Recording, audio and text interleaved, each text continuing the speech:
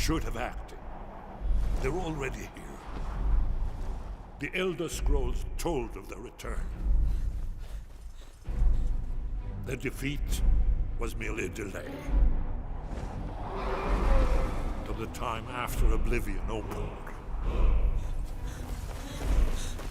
When the sons of Skyrim would spill their own blood.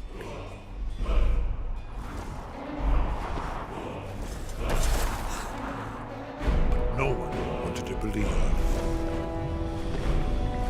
they even existed.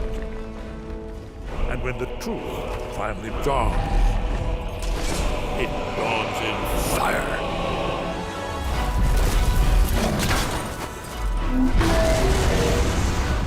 But there's one they fear. In their tongue, he's Dovahkiin, Dragonborn.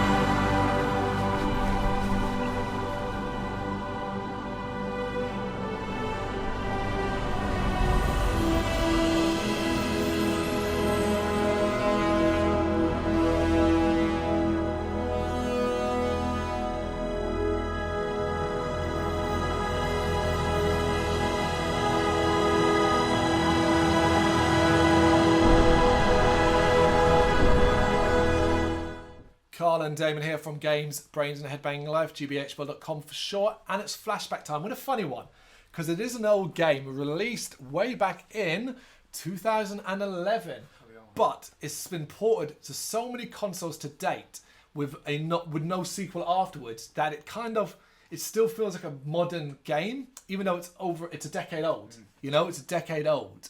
It is, of course, Elder Scrolls V Skyrim, the open-world action role-playing video game developed by Bethesda Game Studios and published by them as well. Fifth installment in the Elder Scrolls series following 2006's Oblivion. Released worldwide for Microsoft Windows, PlayStation 3 and Xbox 360 on November 11th, 2011. And of course, as already said, ported to just about fucking everything. The game's main story revolves around the player's character, the Dragonborn, on their quest to defeat Odin, the World Eater, a dragon who is prophesied to destroy the world. The game is set 200 years after the events of Oblivion and takes place in Skyrim, the northernmost province of Tanarel. Over the course of the game, the player completes quests and develops the characters by improving skills.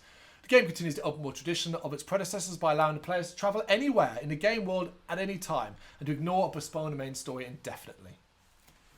It's fantastic. You should know this. You must have played Skyrim. If you're watching this, you must have played Skyrim, right? Must. Of course, things we like, things we don't like, favourite moments, scenes, and bits of music. Well, things we like. Simply that world, right? That fucking world, man. Yeah, I mean, when I first played Oblivion, I thought I had it. I thought this is fantastic. Yeah, you're not going to get any better, right? No, I thought that was it. And then Skyrim, right?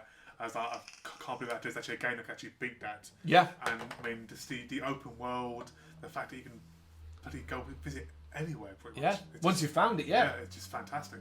Yeah, there's no bettering this open. It's the best open world you're ever going to see.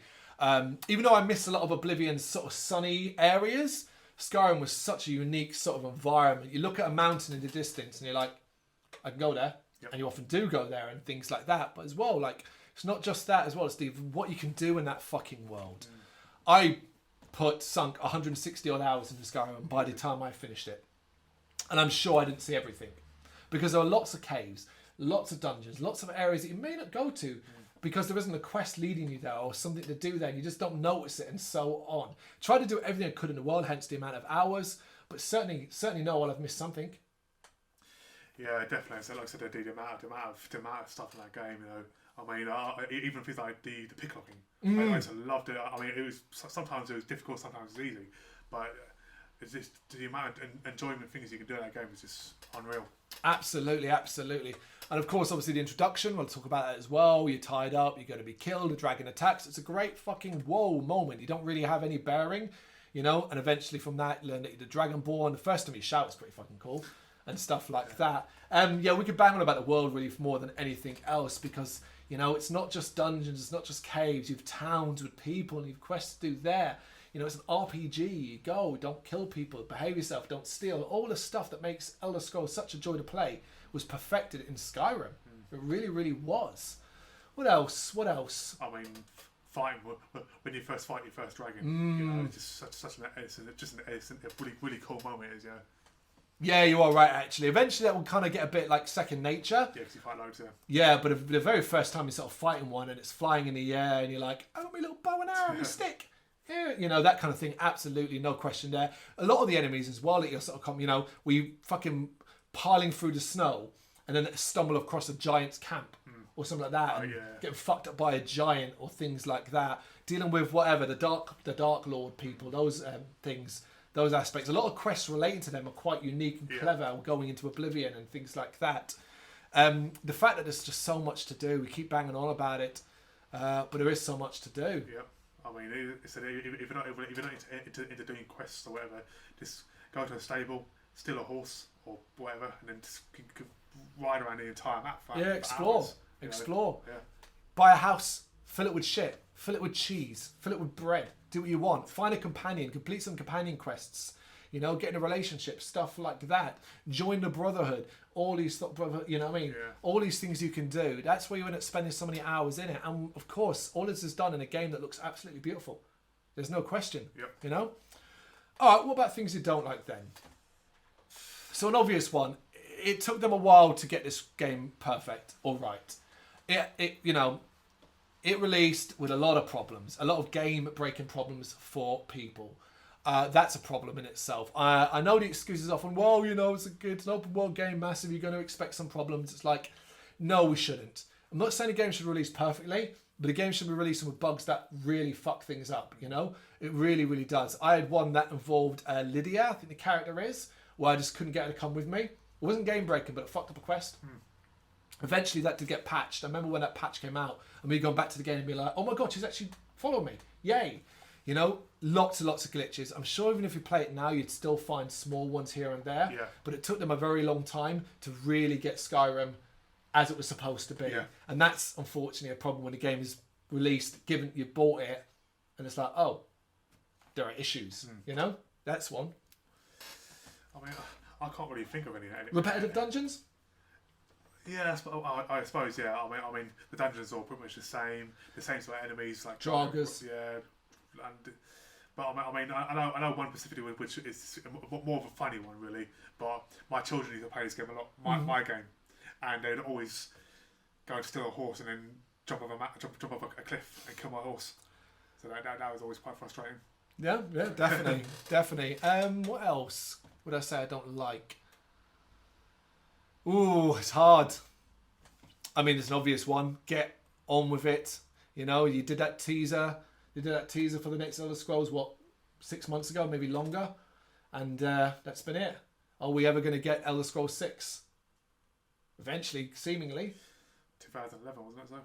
It's been 10 years. You know, in fact, there was only 5 between Oblivion. And annoyingly, because you could be like, well, you get Fallout games in between.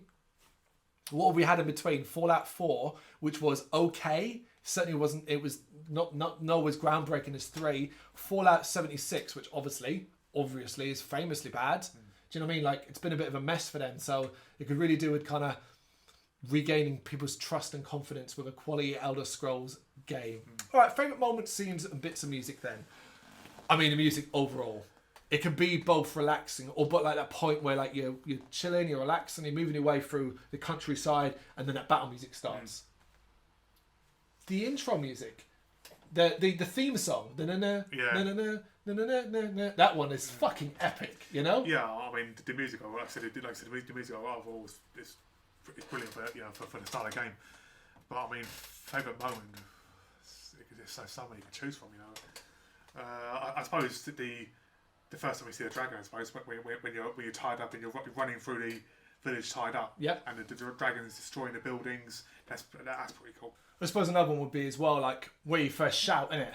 And not so much, but when you've kind of powered it up, so you can kind of send people scattering. Always very, very cool. Yeah, I mean, obviously, like the amount of abilities and moves you can learn, and obviously the training, you can like train your armor and your weapons up, and yeah, I mean, except there's so much you can do in this game. It's unbelievable.